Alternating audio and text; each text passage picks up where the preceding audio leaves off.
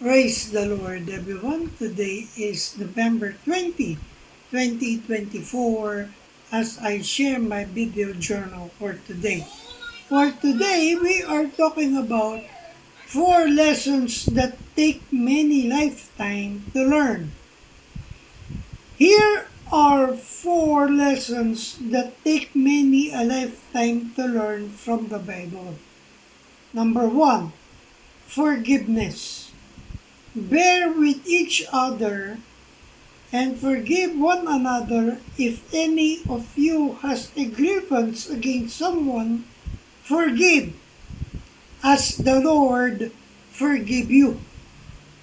In Colossians chapter 3 verse 13, for the Bible said, forbearing one another and forgiving one another, if any man have a quarrel against any, even as Christ forgive you, so also do ye.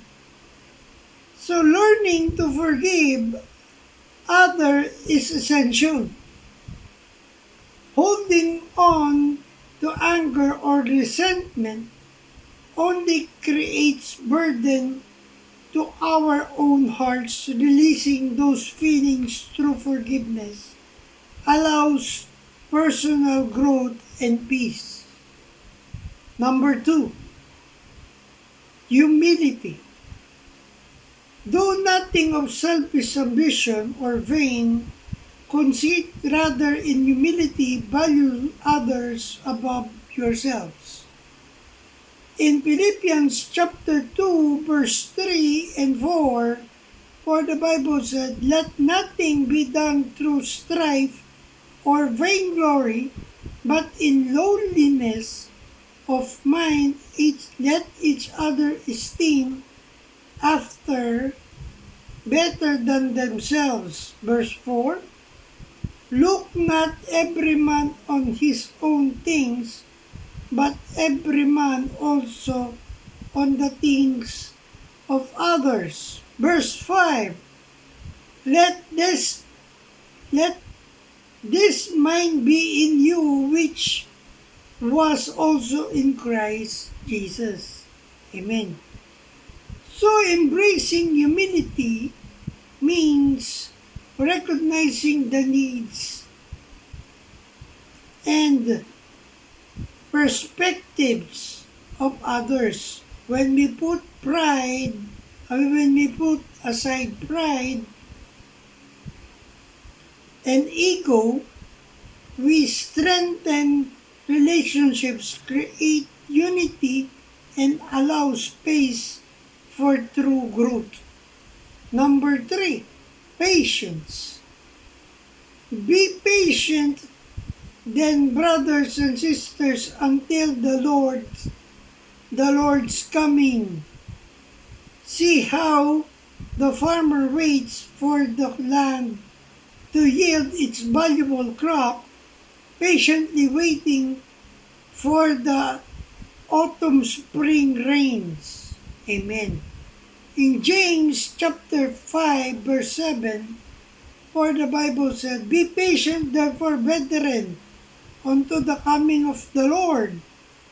Behold, the husbandman waited for the precious fruit of the earth, and hath long patience for each until he receives the early and later rain. Amen. So patience is essential for a fulfilled life. Life often requires us to wait, whether for growth, healing, or change. Rushing can lead to mistake or missed blessings, so practicing patience can be invaluable. Number 4, the last one will come from love and compassion.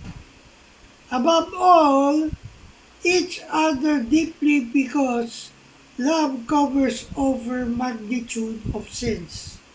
In Colossians chapter 3 verse 12 and 13, for the Bible said, "Put on therefore as the elect of God, wholly beloved, bowels of mercies, kindness, humbleness of mind, meekness, long-suffering." Verse 13, "Forbearing one another and forgiving one another, if any man have a quarrel against any, even as Christ forgive you, so also do ye." Amen. So God's love is not a fact. It is a reality when we recognize that God, God's love us. He cares about everything or every area of our lives. God understands our deepest struggles and He desires to be the solution to our every problem. Amen. So remember these four learnings that we are trying to learn in a lifetime. That's why always read the Bible, have a daily word with the Bible, have a daily communication with God so that we will be in alignment to His purpose. So I hope I have inspired you with this video journal of mine. Remember, we are on a mission. Keep the fire burning, for we live to serve God. Stay safe and God bless everyone. Good morning.